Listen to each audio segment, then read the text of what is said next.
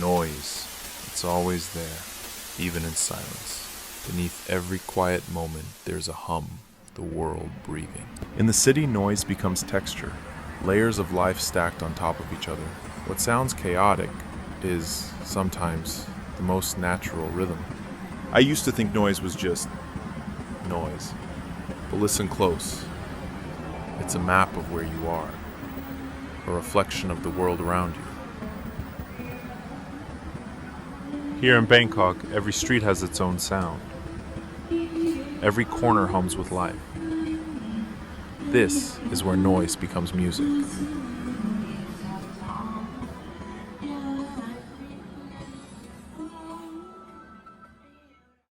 But then, pull back.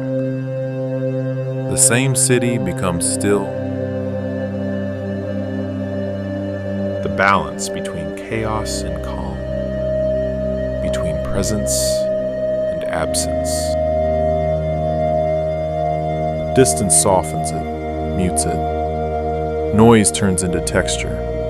Chaos becomes atmosphere. In this video, we'll explore how noise, space, and texture aren't opposites.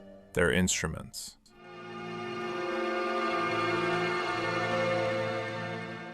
Big thanks to Will Hatton for inspiring this technique. I'm adapting his noise into pad method for the OP-1 field. You can check out his original video in the description.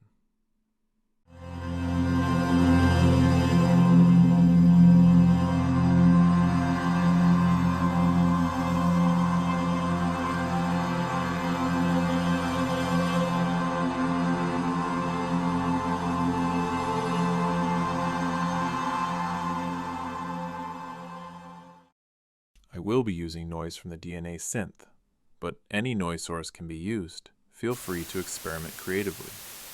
Consider layering multiple types of noise to achieve more nuanced and textured soundscapes. We'll begin by capturing the DNA noise texture.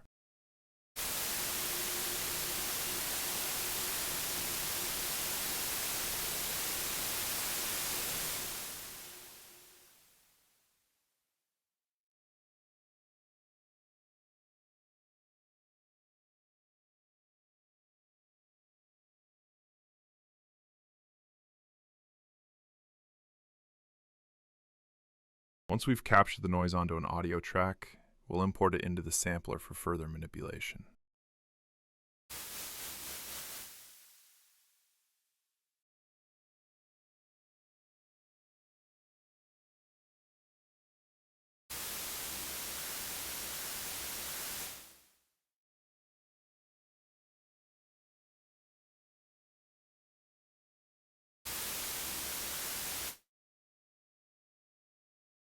I'm using channel 8 as a reference to tune the noise to an A.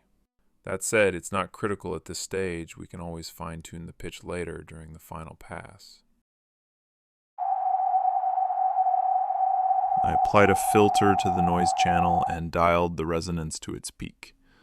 Then I fine-tuned the frequency to shape the noise into a more tonal character.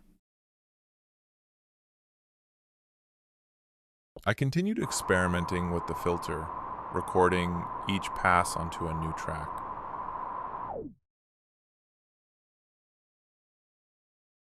Afterward, I reloaded the sound into the sampler and refined it further using the filter again.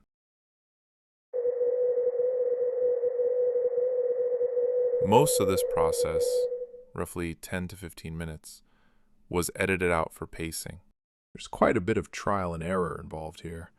Each pass refines the texture a little more, and part of the magic is seeing how these small changes gradually shape the final pad.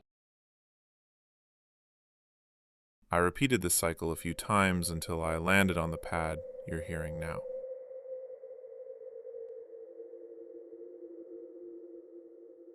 Be sure to shape the envelope to control how the pad evolves over time. And of course, layer on a generous amount of reverb to give it that lush, expansive feel.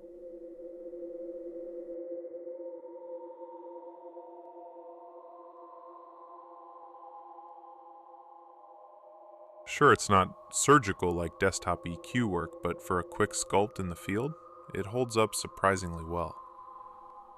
This is yet another reason the OP-1 field remains my ultimate ambient toolkit.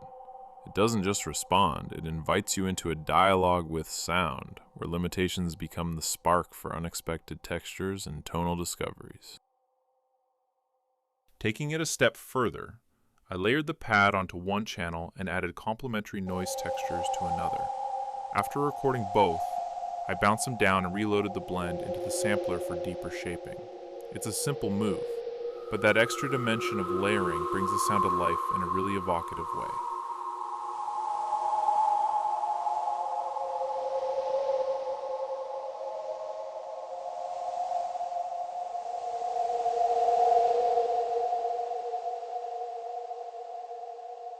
With a few envelope tweaks, this texture can shift from ambient wash to a crisp, expressive pluck.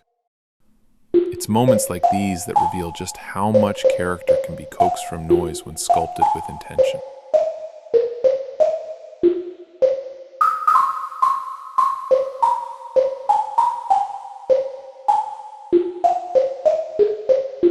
So that's the journey, from raw noise to fully sculpted ambient pads and plucks.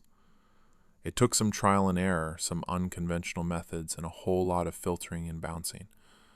But that's the beauty of working with the OP-1 field. It forces you to slow down, make intentional choices, and discover sound in unexpected ways.